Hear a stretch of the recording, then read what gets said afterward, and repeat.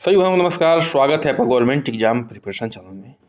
मात्र अब आज और कल जो है रह गया है, ठीक है। तो हम लोग क्या कर रहे हैं, सुपर टॉपिक का सुपर रिवीजन कर रहे हैं, ठीक है। सुपर टॉपिक का सुपर मेगा रिवीजन कर रहे हैं और ये हमारा एग्जाम पे अंतिम प्रहार है। और बस आप हमारे साथ बन रहिए, आशा है कि आपको बहुत ही फायदा होने वाला है, क्योंकि मैं उसी टॉपिक्स को रखा हूं जहां से प्रश्न बनने के पूरे पूरे चांस बनते हैं, ठीक है। चलिए शुरू करते हैं आज का ये सेशन। देखिए, एक पार्ट इसका हो चुका है, ठीक है। एक पार्ट इसका हो चुका है कंप्लीट। शाम को भी इसका जो है तीसरा पार्ट लाऊंगा। ये दूसरा पार्ट है, ठीक है। ये दूसरा पार्ट है, शाम को तीसरा पार्ट लाऊंगा। चार वीडियो में जो है मैं पूरा जो है सिलेबस कवर कर दूंगा, जो भी इम्पोर्टेंट है उसकी बात कर रहा हूँ, ठीक है।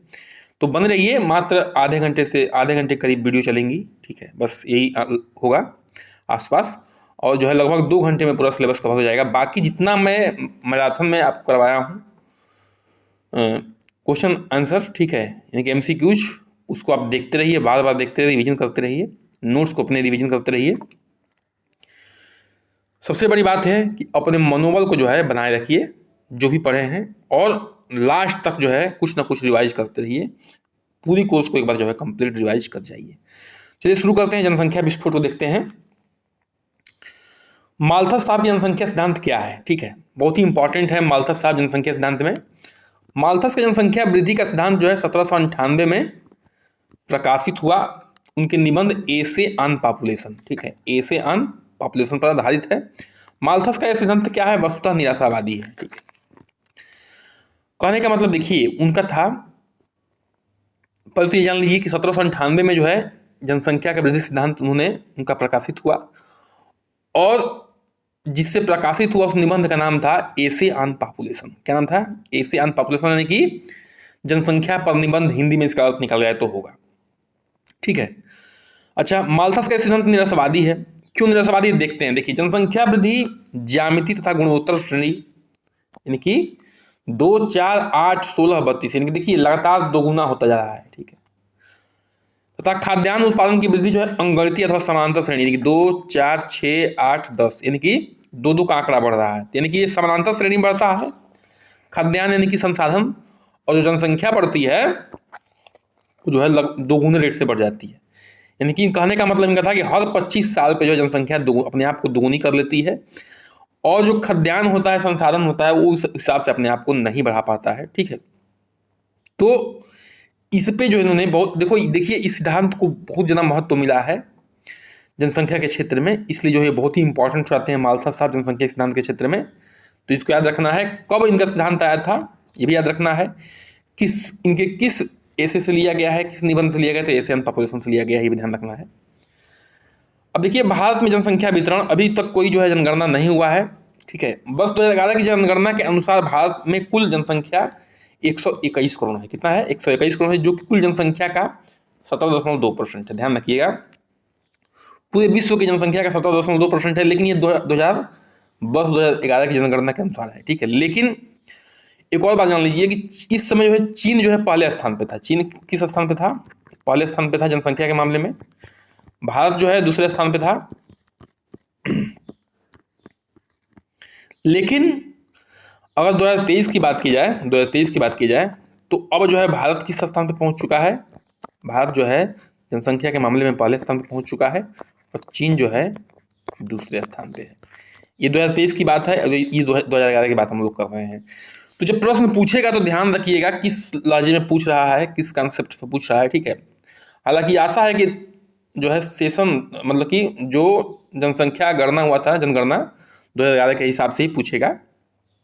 फिलहाल जो है इस समय का भी डाटा आप लोग को जानना जरूरी है, क्योंकि बहुत चर्चा में था ये। अब देखिए, जनसंख्या वितरण को प्रभावित करने वाले भौगोलिक कारक कौन कौन से हैं, ठीक है। जनसंख्या वितरण को प्रभावित करने वाले भौगोलिक कारक कौन कौन से हैं, जिसको देख लेते हैं। वर्षा का वितरण, देखिए जहाँ पे बहुत ज़्यादा वर्षा होता है, जैसे मानसून वगैरह, वहाँ भी बहुत ज़्यादा जनसंख्या नहीं होती है।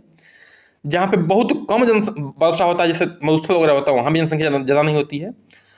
वर्षा जो है एक सही अमाउंट में होना चाहिए, बैलेंस अमाउंट में होना चाहिए, जहाँ पे हम लोग क्या कर सकें, कृषि कर सकें आसानी से। ऐसी जगहों पर जनसंख्या क्या होती है, बहुत ज़्यादा होती है। ठीक है। जलवायु का वितरण, जलवायु के वितरण में बहुत सारी चीज़ें आती हैं। ठीक है। जलवायु के वितरण में देखिए तापमान भी आता है। तो तापमान जहाँ पे बहुत ज़्यादा अधिक है, ठीक है, जैसे थार का मरुस्थल हो गया, सहारा का मरुस्थल हो गया, या बहुत ज़्यादा जहाँ पे कम है जैसे हिमालय हो गया, वहाँ पे भी क्या होता है, बहुत ही कम जनसंख्या होती है। मध्यम टेम्परेचर में जो है जनसंख्या ज़्यादा होती है। उद्योग धंधे, जहाँ उद्योग धंधे अधिक होते हैं वहाँ जनसंख्या ज़्यादा होती है। क्यों? क्योंकि वहाँ पे रोजगार मिलता है। ठीक है। अच्छा, धरातल यानी कि मैदान की बात कर रहे हैं। धरातल में क्या क्या है, मैदान की बात कर रहे हैं ये। ठीक है। नदी द्वारा निर्मित मैदानी क्षेत्र जनसंख्या का पालना कहे जाते हैं। ठीक है। देखिए जहाँ पे नदियों का पानी होता है, मैदानी क्षेत्र होता है, वहाँ पे कृषि बहुत अच्छी होती है। ठीक है। और वहाँ की भूमि भी उपजाऊ होती है। तो वो क्या, उसको क्या कहते हैं, जनसंख्या का पालना। तो मैदानी क्षेत्र को जनसंख्या का पालना कहते हैं, खासतौर से जो नदियों द्वारा बनाया गया है। अगर जहाँ पे सिंचाई का साधन अधिक होगा, वहीं अच्छा होगा, वहाँ भी जनसंख्या ज़्यादा होगी। कृषि का ढंग जहाँ पे अच्छा होगा वहाँ भी होगी। ठीक है। देखिए पहाड़ों पे जो है कृषि आसानी से नहीं हो पाती, इसलिए वहाँ भी जनसंख्या अधिक नहीं होती है। ठीक है। शांति और सुरक्षा, हर लोग जो है शांति और सुरक्षा चाहते हैं। जहाँ पे आतंकवाद है, ये सब है, वहाँ पे जो है जनसंख्या कम होती है, वहाँ से लोग जो है पलायन करना शुरू कर देते हैं। यातायात का साधन जहाँ अच्छा होगा वहाँ भी जनसंख्या रहेगी। खनिज पदार्थ भी जहाँ अधिक होंगे वहाँ पे क्या मिलेगा, खुदाई होगी, वहाँ पे लोगों को रोजगार मिलेगा, वहाँ भी जनसंख्या अधिक हो जाएगी। उपजाऊ भूमि होगा, कृषि अच्छी होगी, वहाँ भी जनसंख्या अधिक हो जाएगी। ठीक है। तो देखिए आप लोग इससे आइडिया लगा सकते हैं कि जो हमारा पंजाब हो गया, हरियाणा हो गया, उत्तर प्रदेश हो गया, पश्चिम बंगाल हो गया, यहाँ पे नदियाँ बहती हैं, ये उपजाऊ भूमि है, प्लेन है, यानी कि मैदान है, यहाँ पे जनसंख्या अधिक है। ठीक है। यहाँ पे टेम्परेचर भी बहुत अधिक नहीं है, बहुत कम नहीं है। तो ऐसी जगहों पर जनसंख्या अधिक अपने आप बढ़ जाती है। आगे बढ़ते हैं। प्रश्न संख्या आ जा रहा है बार बार, क्योंकि मैराथन करते करते आदत हो गई है।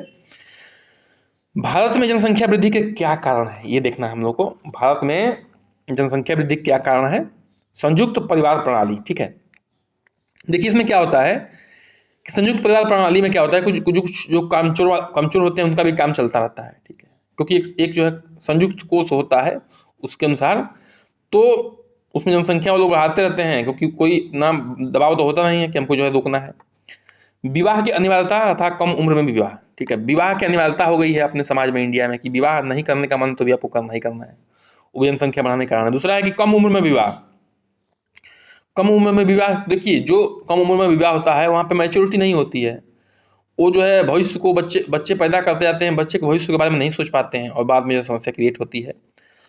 मनोरंजन के अन्य साधनों की कमी। देखिए जो खास तौर से निर्धन लोग हैं, बहुत गरीब लोग हैं, ठीक है, उनके पास हेल्दी मनोरंजन के कम साधन होते हैं। हेल्दी मनोरंजन के कम साधन होते हैं, जैसे क्रिकेट, फुटबॉल, सब रैकेट हो गया, जैसे बैडमिंटन हो गया, ये सब चीज़ों की कमी होती है।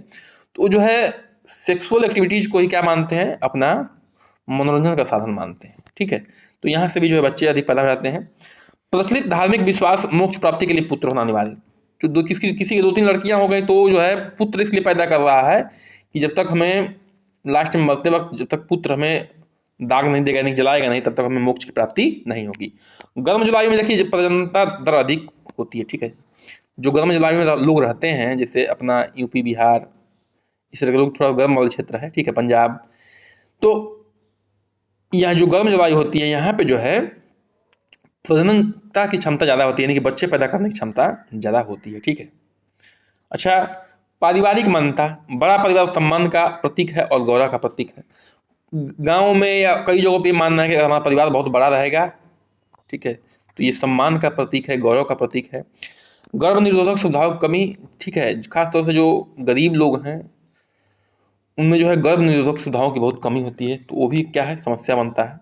मृत्यु दर घट जाना, ठीक है, यहाँ पे क्या बढ़ गया है, अब जो है चिकित्सा सुविधाएं इतनी बढ़ गई है, चिकित्सा सुविधाएं इतनी बढ़ गई है कि इलाज हो जा रहा है और लोग जो है क्या कर जा रहे हैं, इतनी मृत्यु दर को, मतलब मृत्यु दर घट गई है, लोग मर नहीं रहे हैं उतना जितना पहले मरते थे। अच्छा देखिए, माल्था साहब का कहना था कि अगर जनसंख्या को रोकना है तो आप जनसंख्या को पैदा ही मत दीजिए, या तो किसी न किसी सेफ्टी दवाओं का प्रयोग के, कंडोम का प्रयोग करके जो है इसको रोकिए, ठीक है, ताकि जनसंख्या न बढ़े। अब आगे बढ़ते हैं, बढ़ती जनसंख्या का प्रभाव क्या है। ठीक है, बढ़ती जनसंख्या का प्रभाव क्या है। मूलभूत सुविधाओं में कमी। जनसंख्या बढ़ेगी तो संसाधन पे जो है देखिए भार बढ़ेगा, संसाधन पे क्या बढ़ेगा, भार बढ़ेगा। और जब भार बढ़ेगा तो जो है क्या होगा, मूलभूत सुविधाओं में कमी होगी ही होगी, आर्थिक विकास में कमी होगी, बिल्कुल होगी, ठीक है। जब हम पूरे संसाधन का प्रयोग खाने पीने में ही खर्च कर देंगे तो अन्य चीज़ों में कैसे विकास कर पाएंगे। अच्छा, भारत की जो जनसंख्या नीति आई थी उसके बारे में थोड़ा हम लोग मोटा मोटा आइडिया लेते हैं जो कि इंपॉर्टेंट है आपके एग्जाम के लिए, ठीक है। भारत का ऐसा पहला देश है जिसने वर्ष 1952 में ही अपनी जनसंख्या नीति की घोषित की थी, ठीक है। जनसंख्या नीति लाने वाला इंडिया विश्व का पहला देश है। और कब लाया था, 1952, ये जान लीजिए। भारत की जनसंख्या नीति में राष्ट्रीय परिवार नियोजन कार्यक्रम, ठीक है, राष्ट्रीय परिवार नियोजन कार्यक्रम को ठोस अवधारणा प्रस्तुत की। इस कार्यक्रम के निम्न उद्देश्य रहे, इस कार्यक्रम के क्या निम्न उद्देश्य रहे इसको देख लेते हैं थोड़ा। जनसंख्या समृद्धि की दर तथा स्वरूप को प्रभावित करते हुए सामाजिक दृष्टि से उसे उचित दिशा की ओर ले जाना, ठीक है। जनसंख्या समृद्धि दर को तथा स्वरूप को प्रभावित करते हुए सामाजिक दृष्टि से उसे उचित दिशा की ओर ले जाना। जन्म नियंत्रण को विभिन्न उपायों के माध्यम से जनसंख्या समृद्धि की दर को नियंत्रित करना। जन्म नियंत्रण क्या करना, कम करना, रोकना। जन स्वास्थ्य के मानक स्तरों में सुधार लाना, ठीक है। जो जन स्वास्थ्य है उसके मानक स्तरों में क्या करना, सुधार लाना। जनसंख्या तथा स्वास्थ्य संबंधी मुद्दों के बारे में आम लोगों में जागरूकता बढ़ाना। जो जनसंख्या संबंधी है तथा स्वास्थ्य संबंधी मुद्दे हैं उनके बारे में आम लोगों में क्या करना, जागरूकता बढ़ाना, ठीक है। तो ये क्या है, ये जो है जब ये आई थी राष्ट्रीय परिवार नियोजन कार्यक्रम, उसमें जो है इन चीज़ों को जो है एक आइडिया हम दे रहे हैं, रखा गया था। अब गरीबी पे थोड़ा बात कर लेते हैं। गरीबी क्या है, ठीक है। तो गरीबी क्या है, जब वो हम अपनी मूलभूत आवश्यकताओं को भी पूरा नहीं कर पाता है, धन के अभाव को ही गरीबी कहते हैं, ठीक है। जब कोई अपनी मूलभूत आवश्यकताएं, रही रोटी कपड़ा मकान, ठीक है, स्वास्थ्य, इसको भी पूरा नहीं कर पाता है तो वह क्या है, वह गरीबी की श्रेणी में आ जाता है। धन का अभाव ही गरीबी है। गुडार्ड साहब क्या कहते हैं, गरीबी उन वस्तुओं का अभाव या अपर्याप्त पूर्ति है जो एक व्यक्ति उसके आश्रितों को स्वस्थ बनाए रखने के लिए आवश्यक है, ठीक है। यानी कि ये कहते हैं कि अपर्याप्त है, अभाव है उन वस्तुओं का जो एक व्यक्ति और उनके आश्रित जो उनको स्वस्थ बना रख सकता है उनका भी अभाव है, उसको क्या कहते हैं, गरीबी कहते हैं। बीबल साहब क्या कहते हैं, गरीबी एक ऐसे जीवन स्तर के रूप में परिभाषित की जा सकती है जिसमें स्वास्थ्य एवं शरीर संबंधी दक्षता नहीं बनी रहती, ठीक है। स्वास्थ्य और शरीर संबंधी दक्षता जो है नहीं बन पाती है, वही गरीबी है। आगे बढ़ते हैं, भारत में गरीबी के क्या कारण है, ठीक है। भारत में गरीबी क्या कारण है इसको देख लेते हैं थोड़ा, ठीक है। तो आर्थिक कारण क्या है, रोजगार के कम अवसर को उत्तरदायी माना गया है, ठीक है। इंडिया में जो है रोजगार के कम अवसर हैं। उद्योग धंधे की कमी है और अपर्याप्त उत्पादन है। उद्योग धंधों की कमी है और अपर्याप्त क्या है, उत्पादन है। काले धन की समस्या है और आर्थिक असमानता है। काले धन की समस्या का मतलब भ्रष्टाचार की वजह से जो धन आम पब्लिक में बंटना चाहिए, आम पब्लिक को मिलना चाहिए, वो कुछ जो है ऐसे लोग हैं जो उस धन को स्विस बैंक में, अन्य बैंकों में जमा करा दे रहे हैं। कृषि का पिछड़ापन रूप है, ठीक है। कृषि का पिछड़ापन इसलिए कहेंगे कि जितना एक बीघे में प्रोडक्शन होता है वो अन्य देशों के जो विकसित देश हैं उनके अपेक्षा जो है हमारा देश नहीं कर पाता है, तो इसको भी कहेंगे कृषि का पिछड़ापन है। तो चूंकि हमारा जनसंख्या ज़्यादा है तो डिपेंडेंसी ज़्यादा है खाद्यान्न पे, तो यहाँ से भी समस्या क्रिएट होती है। सामाजिक कारण क्या है, धर्म, सामाजिक कुप्रथाओं एवं जाति व्यवस्था का प्रभाव, ठीक है। देखिए कुछ धर्मों का मानना है कि जो सेफ्टी वाल्व वगैरह होते हैं जनसंख्या रोकना, वो क्या है, वो निरर्थक है, बेकार है। तो वो जो है धार्मिक कुप्रथा जो जनसंख्या बढ़ा रही है। जाति व्यवस्था भी जनसंख्या बढ़ा रही है। क्यों, कुछ राजनेताओं का मानना है कि भैया अपने जाति जनसंख्या बढ़ाइए तभी हम जो हमारा वोट बैंक बढ़ेगा, हम जो है सबल बनेंगे। और शिक्षा के कारण व्यक्ति कार्य कुशलता का विकास ना हो पाना, ठीक है। और शिक्षा के कारण जो है व्यक्ति जो है अपनी कुशलता को विकास नहीं कर पाता है, ठीक है। और ये भी नहीं समझ पाता है कि अगर हम बच्चे ज़्यादा पैदा करेंगे तो क्या होगा, हमारा भविष्य क्या होगा, इन बच्चों का भविष्य क्या होगा। तो ये भी एक कारण है। अन्य कारण क्या है, बेरोजगारी एवं प्राकृतिक विपत्तियों के कारण भी गरीबी बढ़ती है। बेरोजगारी है तो भी गरीबी बढ़ेगी, प्राकृतिक विपत्तियाँ होंगी तो भी गरीबी बढ़ेगी। कहीं भूकंप आ गया, कहीं मान लीजिए कि बाढ़ आ गया, कहीं सूखा पड़ गया, तो ये सब भी क्या है, गरीबी के कारण है। गरीबी के परिणाम क्या क्या है, ठीक है। गरीबी के परिणाम क्या क्या है, देखिए गरीबी बेकारी का प्रत्यक्ष परिणाम है। बेकारी मतलब कि बेरोजगारी। गरीबी जहाँ होगा बेरोजगारी होगी ही होगी, बेरोजगारी नहीं होगी तो गरीबी कहाँ से आएगी। गरीबी वर्ग संघर्ष एवं आंदोलन को जन्म देती है। देखिए जब गरीबी होगी तो क्या होगा, लोग अपने को जो है अपनी बेसिक सुविधाओं को प्राप्त करने के लिए एक दूसरे से लड़ेंगे, ठीक है, या एक ग्रुप बना के आंदोलन करेंगे, ये सब होता रहता है, ठीक है। जहाँ आवश्यकताएं पूरी नहीं होती वहाँ आंदोलन होता ही होता है। व्यक्ति विघटन एवं विवाह विच्छेद में वृद्धि, ठीक है, व्यक्ति विघटन भी होता है, आदमी टूट जाता है गरीबी में, स्वास्थ्य रूप से, मानसिक रूप से, हर तरह से, ठीक है। और विवाह विच्छेद, जब आप जो है एक दूसरे के मूलभूत आवश्यकताओं को पूर्ति नहीं करेंगे तो वहाँ पे विवाह विच्छेद तो होगा ही होगा। गरीबों के परिणाम स्वरूप, जो गरीबी के परिणाम स्वरूप क्या क्या होता है, अपराध होना शुरू हो जाता है, छिनैती, चोरी, डकैती लोग शुरू कर देते हैं, बाल अपराध होना शुरू हो जाता है, ठीक है, एवं वेश्यावृत्ति को बढ़ावा मिलता है, ठीक है। अब इसको ज़्यादा डिटेल में बताने की जरूरत नहीं है, इतना आप लोग समझते हैं। गरीबी को दूर करने के क्या उपाय हैं, ठीक है, इसको थोड़ा हम लोग देख लेते हैं। शिक्षा प्रणाली में सुधार किया जाए। देखिए हमारी शिक्षा प्रणाली क्या है, ओल्ड पैटर्न पे है। उन शिक्षा को आगे बढ़ाया जाए जो क्या है, व्यवसायिक ढंग से हो, ठीक है, व्यवसायिकता पर आधारित हो। यानी कि कुछ आदमी पढ़े लिखे तो कुछ रोजगार कर सके, रोजगार ना कर सके तो कुछ अपना जो है स्वरोजगार कर सके। क्या कर सके, स्वरोजगार कर सके। तो शिक्षा जो है किस पर आधारित होनी चाहिए, व्यवसायिकता पर आधारित होनी चाहिए, प्रोफेशनल होना चाहिए, ठीक है। संसाधनों का उचित बंटवारा एवं पिछड़े क्षेत्र का विकास। संसाधनों का क्या होना चाहिए, उचित बंटवारा होना चाहिए एवं पिछड़े क्षेत्र का विकास होना चाहिए। कृषि व्यवस्था में सुधार होना चाहिए। बिल्कुल अभी बात कर चुके हैं कि जो 1 बीघा में जितना प्रोडक्शन होता है विकसित देशों में उतना ही हम लोग को उस रेंज में आना पड़ेगा, ठीक है। पहली बात। दूसरी बात कि छिपता बेरोजगारी है, जहाँ पे 1 लोग काम कर सकते हैं वहाँ पे 5 लोग लगे हुए हैं कृषि में, ये भी ध्यान रखना है आपको। औद्योगिक उत्पादन में वृद्धि, ठीक है, औद्योगिक उत्पादन में वृद्धि होना चाहिए। जनसंख्या वृद्धि पर नियंत्रण के प्रयास, ठीक है, नियंत्रण के प्रयास, वैसे ही जागरूकता बढ़ाइए, ठीक है। और क्या कर सकते हैं उसमें, और लोगों को शिक्षित करिए, ठीक है, और सेफ्टी वाल्व वगैरह के बारे में बताइए। आगे बढ़ते हैं, दहेज प्रथा पे थोड़ा सा चर्चा कर लेते हैं, ठीक है। तो दहेज प्रथा में जो ब्रिटानिका शब्दकोश है उसके अनुसार दहेज वह संपत्ति है, ठीक है, वह संपत्ति है जो एक स्त्री विवाह के समय अपने साथ लाती है या उसे दी जाती है, ठीक है। दहेज वह संपत्ति है जो स्त्री विवाह के समय अपने साथ लाती है या उसे दी जाती है।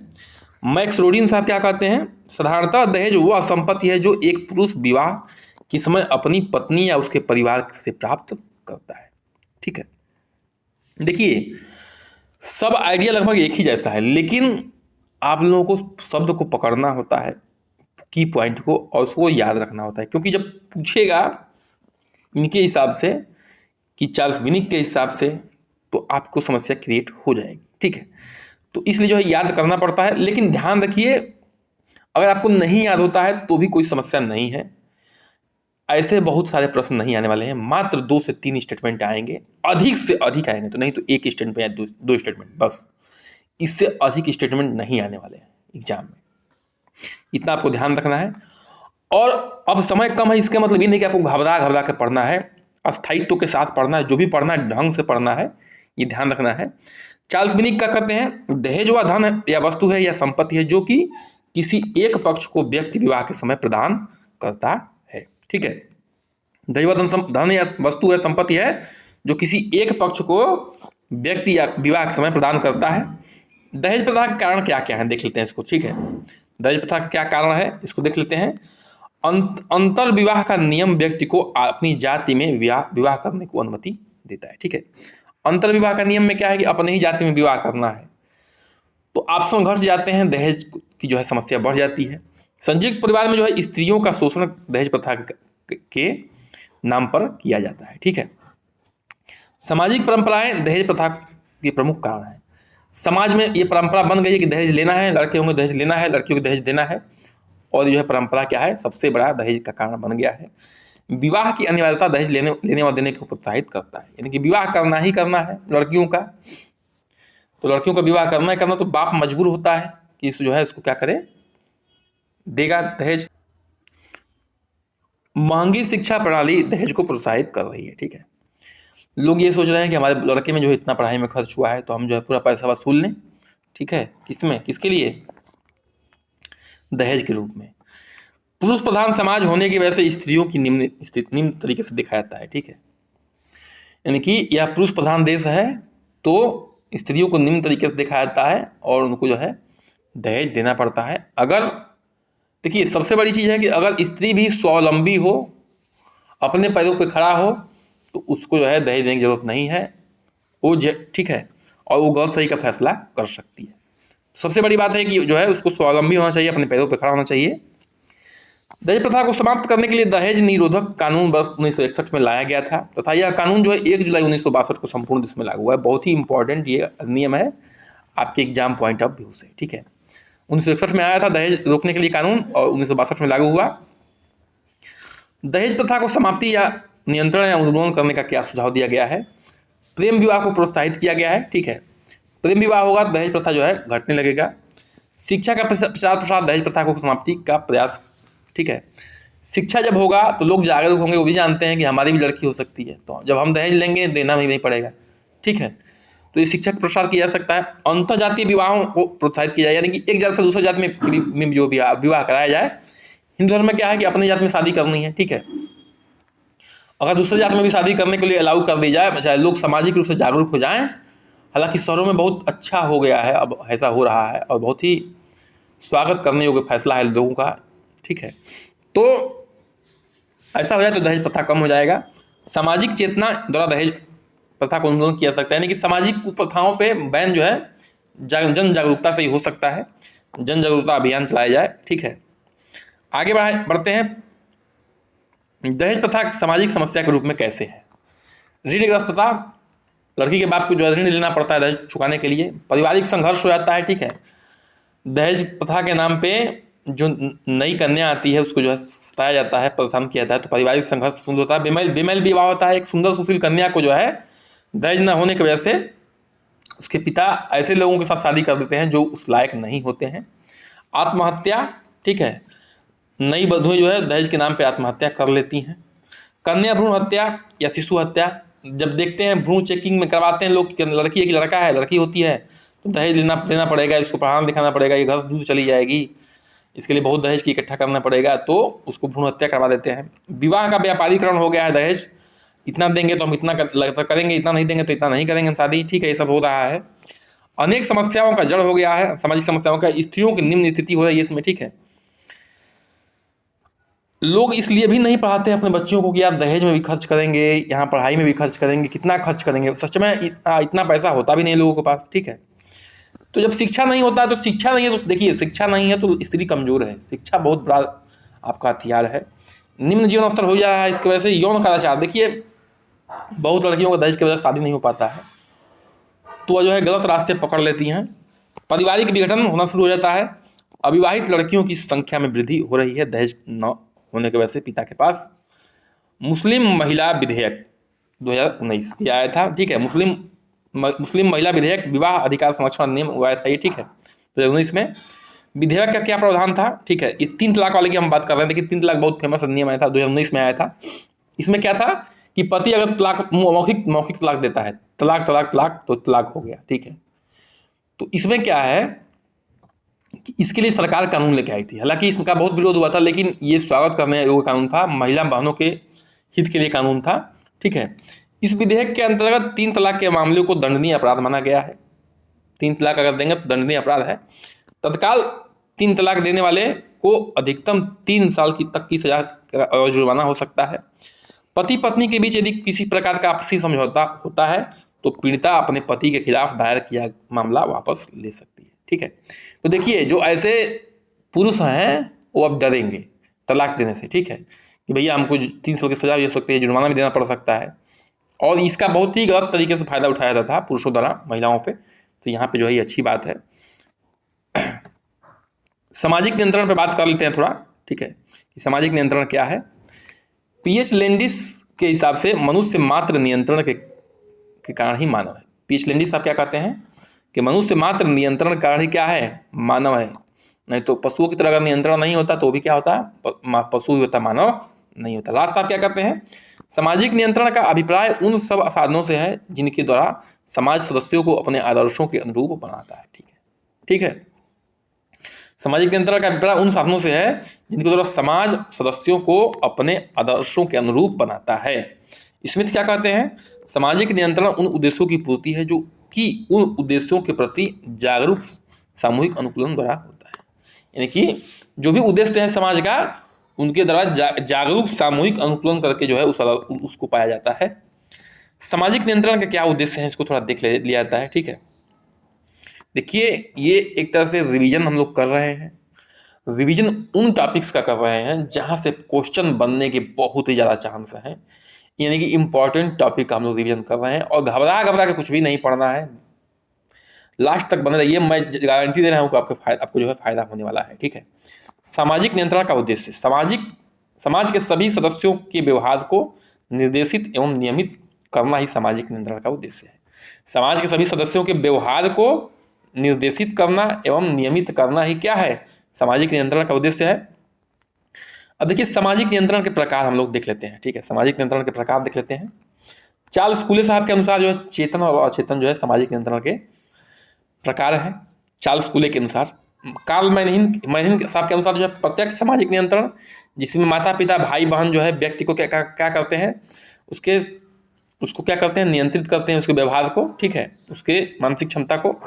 और प्रत्यक्ष सामाजिक नियंत्रण में क्या होता है, कानून विधि, संवैधानिक विधि, उपाय जो है ये क्या करते हैं, उसके व्यवहार को नियंत्रित करते हैं किसी व्यक्ति के। किम्बाल के अनुसार यंग के अनुसार जो है सकारात्मक नियंत्रण होता है और नकारात्मक नियंत्रण होता है। सकारात्मक नियंत्रण किसी व्यक्ति का व्यवहार जो है पुरस्कार द्वारा प्रोत्साहित करके, यानी कि आपको जो है पुरस्कार मिलता है तो सोचते हैं हम ऐसा ही करेंगे, अच्छा काम करेंगे तो हमको फिर से पुरस्कार मिलेगा, तो वो व्यवहार नियंत्रित होता है। नकारात्मक में क्या होता है कि दंड देकर। ठीक है, यानी कि लोग दंड से डरते हैं कि अगर हम गलत काम करेंगे, चोरी डकैती करेंगे, उल्टा सीधा काम करेंगे तो राज्य हमें दंड देगी, पुलिस दंड देगी, न्यायालय दंड देगी, तो वहाँ से डर के जो है अपने व्यवहार को नियंत्रित रखते हैं। सामाजिक नियंत्रण के साधन अथवा अभिकरण क्या है? ठीक है, देखिए एक अनौपचारिक है। अनौपचारिकों चीज़ों को जो है किताब में नहीं लिखा जाता है। ठीक है, और ये एक तरह से मान्यताएं होती है, प्रथाएं होती है, शुरू से चली आ रही हैं।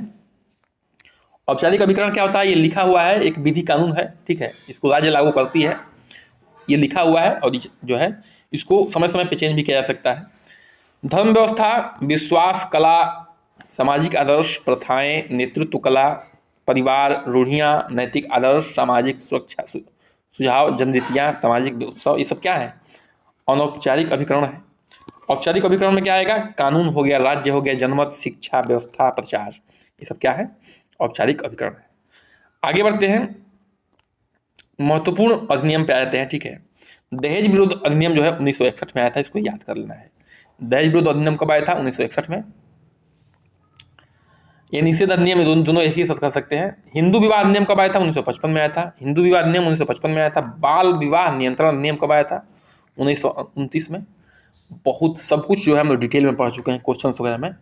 ठीक है, अच्छा, हिंदू उत्तराधिकारी अधिनियम कब आया था? 1956 में आया था। हिंदू उत्तराधिकारी अधिनियम कब आया था? 1956 में। शिक्षा अधिनियम कब आया था? 1978 में आया था। शिक्षा अधिनियम कब आया था? 1978 में आया था।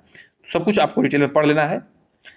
बेसल उपाचय अपाचय दर के प्रकार। ठीक है, तो बेसल मेटाबॉलिक रेट यानी कि BMR के बारे में लोग थोड़ा देख लेते हैं। BMR के बारे में, बुनियादी कार्यों को करने के लिए जरूरी कैलोरी की माप होती है, जैसे सर्कुलेशन, श्वास, कोशिका उत्पादन आदि में बीमार को प्रयोगशाला में सटीक रूप से मापा जाता है। ठीक है,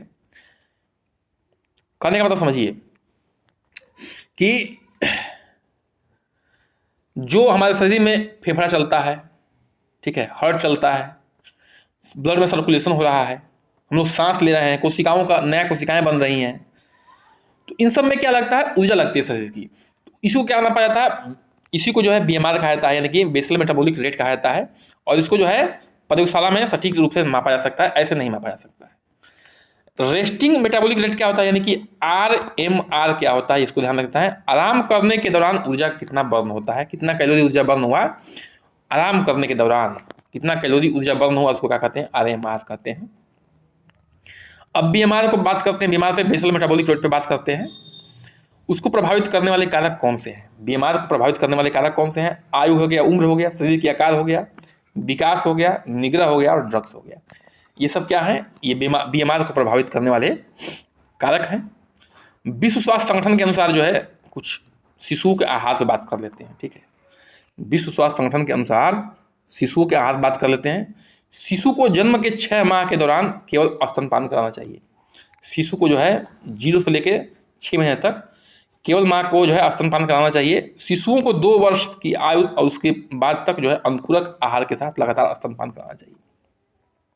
2 वर्ष तक या 6 वर्ष से लेके 2 वर्ष, 6 महीने से लेके 6 माह से लेके 2 वर्ष तक की बात हो रही है। अनुपूरक भोजन के साथ स्तनपान कराना चाहिए। हो सके तो उसके बाद तक भी कंटिन्यू रखिए, वही बात नीचे पॉइंट में लिखा गया है। 6 महीने की आयु के बाद पर्याप्त सुरक्षित और पोषक तत्वों के से भरपूर विभिन्न प्रकार के अनुपूरक खाद्य पदार्थों के साथ स्तनपान कराना चाहिए माता को। आगे बढ़ते हैं, कार्बोहाइड्रेट की बात कर लेते हैं, ठीक है।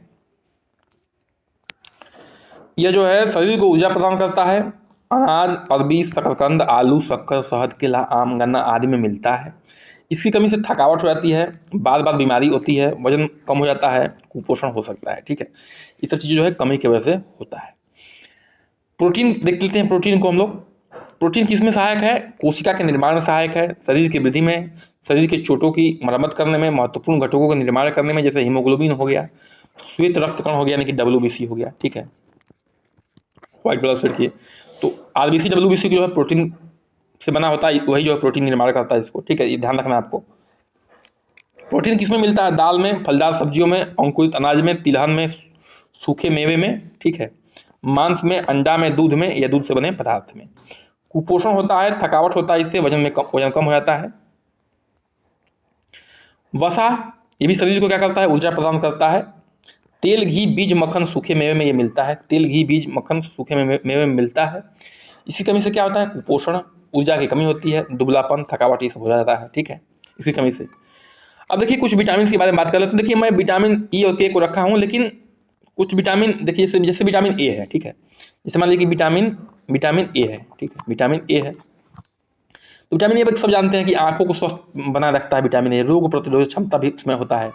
कहाँ मिलता है? तो हरी पत्तेदार सब्जियों में मिलता है, अंडा में मिलता है, उसके पीले भाग में मिलता है, पीले रंग की जो फल सब्जियाँ उसमें मिलता है। इसके कमी से क्या होता है? रतौंधी होती है, ठीक है, सूखापन होता है, धब्बों, आंखों के नीचे घाव, अंधापन होता है, ये सब होता है, ठीक है।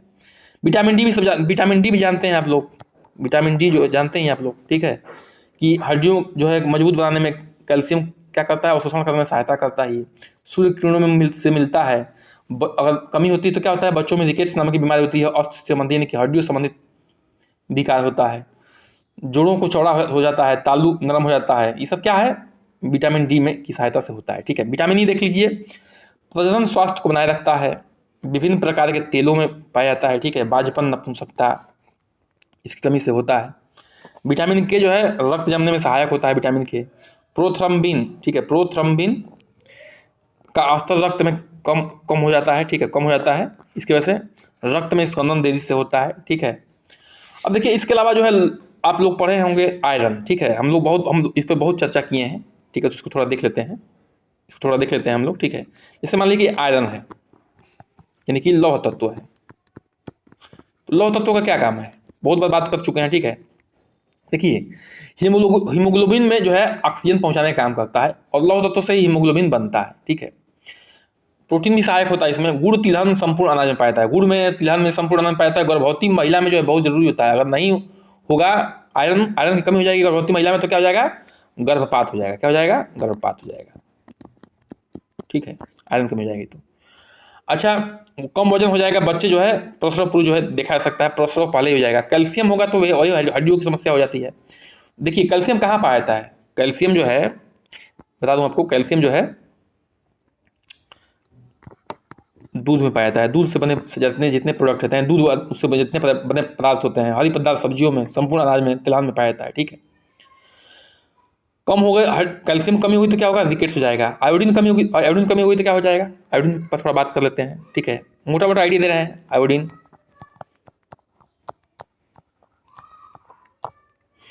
आयोडीन कमी की होगा तो क्या होगा? यह थायराइड ग्रंथि में थायरॉक्सिन हार्मोन बनाने की क्या आवश्यक है, ठीक है। और मानसिक वृद्धि और कार्य क्षमता में कमी होती है। बार बार हम लोग बता चुके हैं कि इससे क्रिटिनिज्म होता है, गूंगापन होता है, बहरापन होता है, ठीक है, और मानसिक क्षमताओं में कमी होती है, पढ़ाई में पिछड़ापन होता है। आयोडीन की जब कमी होती है शरीर में तो बच्चे मानसिक रूप से कमजोर हो जाते हैं, यही क्रिटिनिज्म भी है, ठीक है, बार बार आपको चीज़ों को बताया गया है। तो ये सब चीज़ ठीक है। एक जो है कुछ विटामिन B12 के जो कॉम्प्लेक्स हैं, विटामिन बी के कॉम्प्लेक्स हैं, ठीक है, उसमें कुछ इंपॉर्टेंट, जैसे मान लीजिए कि विटामिन B12 है, क्या है, विटामिन B12 है, ठीक है, इसके बारे में थोड़ा सा हम बता देना आपको मोटा मोटा आइडिया। देखिए, लाल रक्त कणों की परिपक्वता के लिए आवश्यक है, माने लाल रक्त कण यानी कि जो RBC है, रेड ब्लड सेल, उसकी परिपक्वता के लिए क्या है, आवश्यक है B12, ठीक है, परिपक्वता के लिए, ठीक है। अच्छा, और लाल रक्त कणों की परिपक्वता प्रभावित होती है तो एनीमिया खतरा बढ़ जाता है, ठीक है। तो ये ध्यान रखिएगा, B12 भी बहुत जरूरी है, नहीं तो आप में रक्त लापता हो जाएगी। B1 की कमी से सब जानते हैं यार, बेरी बेरी विटामिन B1, ठीक है, B1 की बात हो रही है, ठीक है। तो यह जो है कार्बोहाइड्रेट प्रोटीन अवस्था में जो है पाया जाता है। भोज्य पदार्थ जैसे संपूर्ण अनाज हो गया, अंकुरित अनाज हो गया, फल या तिलहन पाया जाता है। बेरी बेरी के लक्षण क्या है, जैसे झुनझुनी होगा, हृदय की धड़कन बढ़ जाएगी, सांस फूलने लगेगा, सुन्न होना, हाथ अंत में हृदयघात भी हो सकता है, ठीक है। तो अंकुरित भोजन फलियों तिलहन में सब पाया जाता है। विटामिन B1 ध्यान रखना है आपको। तो विटामिन B1, विटामिन B12 जो है इंपॉर्टेंट है। विटामिन C सब जानते हैं कि इसकी कमी से स्कर्वी होता है, विटामिन C कमी से। और स्कर्वी क्या होता है, मसूड़ों से पस आना, मसूड़ों से दुर्गंध आना, ये सब होता है, ठीक है, आप जानते हैं।